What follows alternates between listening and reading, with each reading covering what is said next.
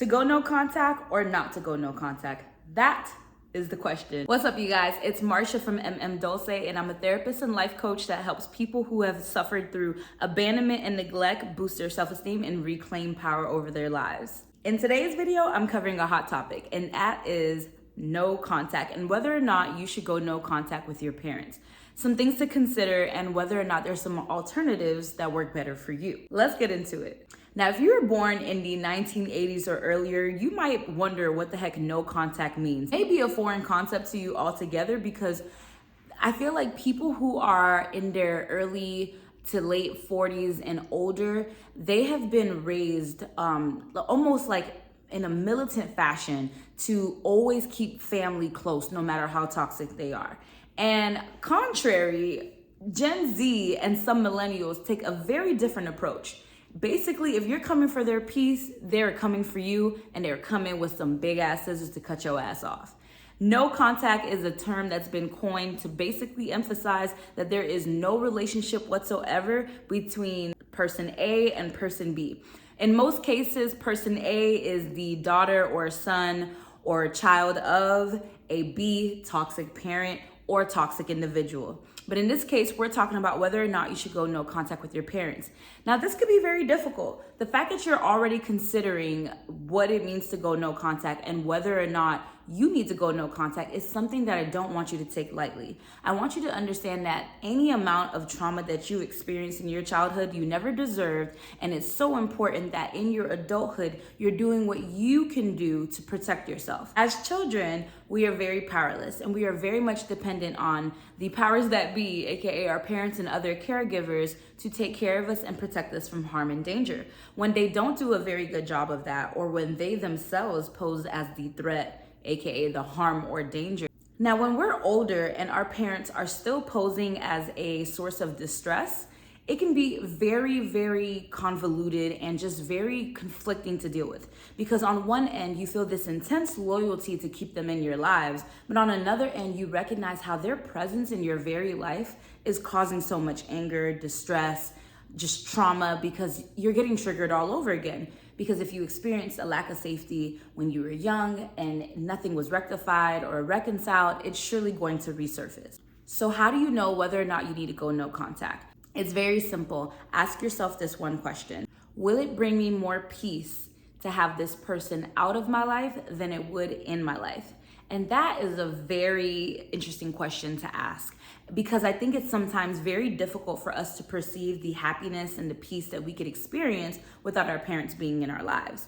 We may feel a sort of guilt about this person no longer being in our lives. And I do want to throw a caveat out here. The guilt is to be expected. Please do not run from the guilt. The guilt is supposed to happen because we are technically not supposed to cut our parents off. But when we know that we're cutting them off for healthy reasons, we have to understand that that guilt is a part of what that inner child is experiencing within us, and not necessarily what the adult that is making this decision is experiencing. I hope that makes sense. From a very learned place of loyalty and commitment to our, the people we were dependent on, our parents, we feel guilty about leaving them behind, putting up boundaries. And this is something that every adult will experience in their lives the more they establish healthy boundaries with people who are not necessarily used to them. You got to think about it. When you were in your parents' home, you couldn't lock your bedroom door. They would be like, it's my house, I pay the bills in here, you don't even get a door if you disrespect them, right? There's no such thing as boundaries in their home. However, as an adult, you are much more independent and no longer as reliant. Therefore, you can stand in that independence and start to have some healthy boundaries. Someone commented on my TikTok video the other day and said that their mom actually has a key to their house. And whenever they didn't answer the phone, they were in their living room screaming at them because they had a key and entered anyways. This is a complete disregard of that person's boundaries. And I definitely advise that person to change the locks. So back to that question, right? Does it give you more peace to have that parent in or out of your life? I'll give a personal example. My father is not in my life. He is someone I am absolutely no contact with. He's blocked on all social media platforms. He is blocked on every single number that I have for him. And anyone that tries to communicate with me for him, they also end up getting blocked too because they're not respecting my personal boundaries. I got to a point where I recognized that my father's inconsistency triggered me more than anything. It brought a lot of distress, and a lot of daddy issues continued to resurface. And even though I had reached a point of realizing that this is who he is, I'm never gonna get anything more, something about him coming up continued to really bother me and really just annoy me. And I think I just got to a point where I was like, oh, actually, no more of this. And it's probably been almost 2 years now, and I have nothing but peace. One of the ways you can ask yourself about whether or not you'd have peace, and I hate to make this morbid, is how would you feel if this person was no longer with us and you were on a no contact type of dynamic with them during that time frame? Now, my answer very plainly, and this may be harsh to some, but my answer was, well, go with God. You know, when it's your time, it's your time. And my condolences to those who loved and knew him, because I did not love nor know him. He wasn't in my life. So because I was able to really sit with myself and ask that question about whether or not I would feel a way about my father no longer being here in a no contact kind of dynamic, it gave me the green light that, yeah, I can definitely live with that. Let's go ahead, no contact it is. And to this day, like I said, I have no regrets about that. He is someone that I cut off with a machete. Scissors were not big enough. Now, my mom, on the other hand, while there's a lot of trauma that came with that relationship as well, I couldn't necessarily answer it the same way. What occurred to me was that it would not give me peace to cut my mother off, because there's a part of me that would have a very hard time living with myself when I think about the time that I have left with her, not talking to her, and how if something were to happen to her,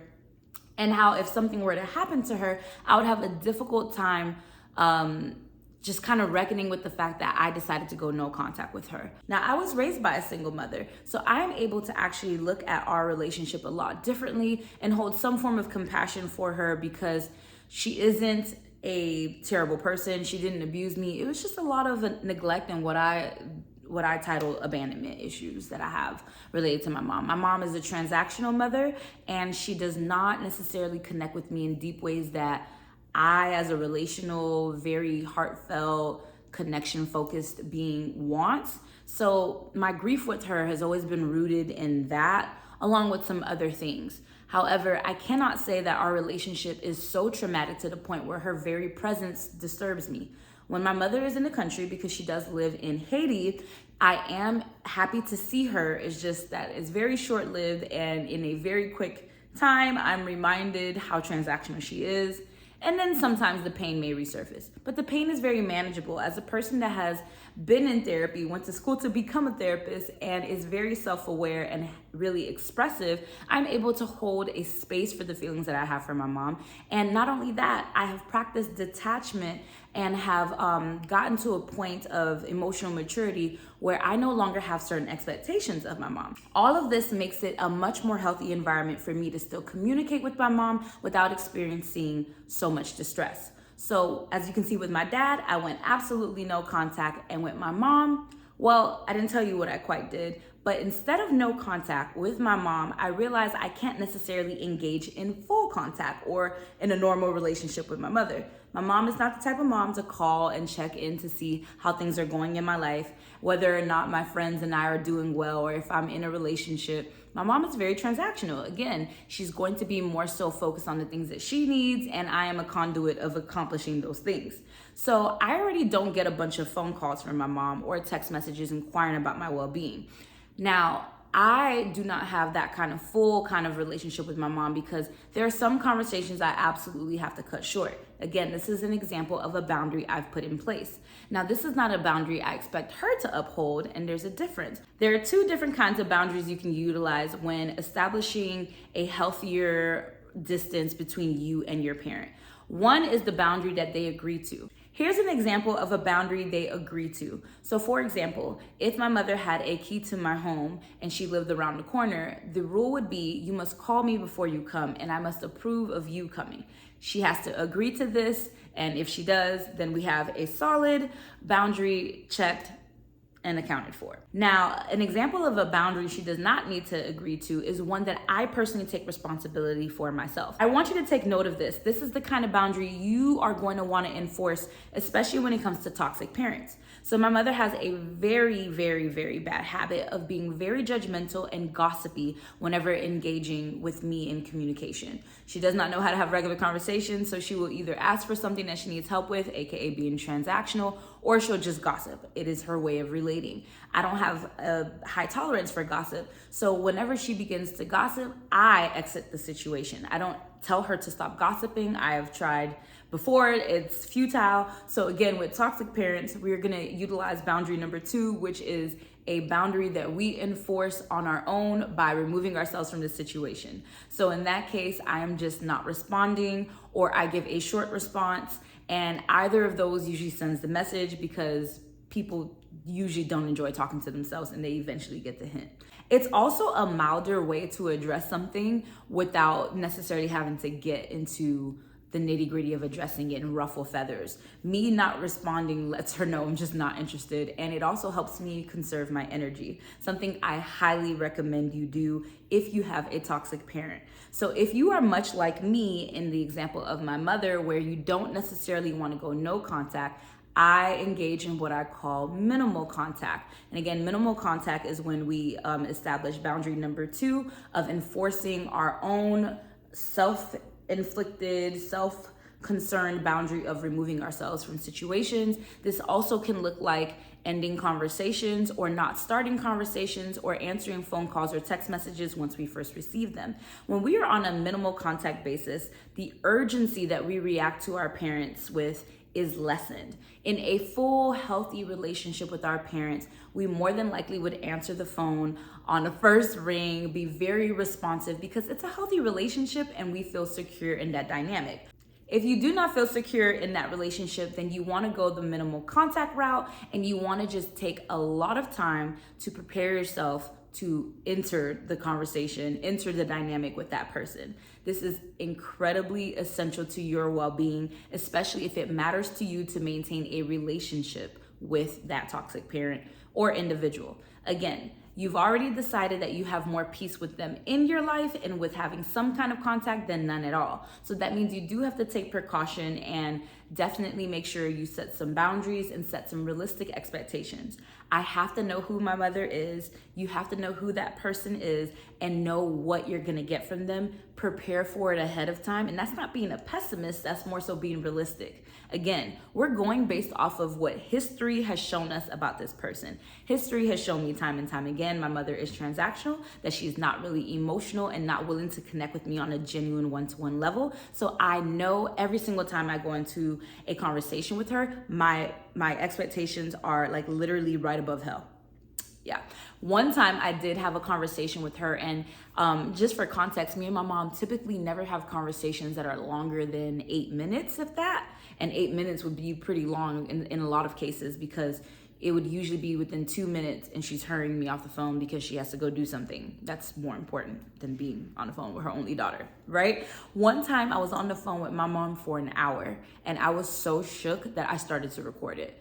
I don't know, it was just an impulse. I'll probably listen to it one of these days and cry, but I was really happy that we were able to just talk for so long, but my expectations were on the floor. So even if it were a 2-minute call, which definitely started back up again, we don't have this ongoing relationship of having hour-long phone calls. I would love that, but there's a part of me that just doesn't even hope for that anymore, because I know it's not within her character. So what that tells you is that even if there are these one-off instances where you get a glimpse of the parent that you want, please always ground your inner child, okay? It is your inner child that is hopeful, that is like, mommy, daddy, and waiting for that person to finally show up, because we all deserve that caregiver. We all deserve that person. So sometimes when we get glimpses, we let the glimpses paint this entire picture, and it's just not the case. So please ground yourself, even after, an offshoot, a rarity. Please ground yourself with what you know the truth to be for this person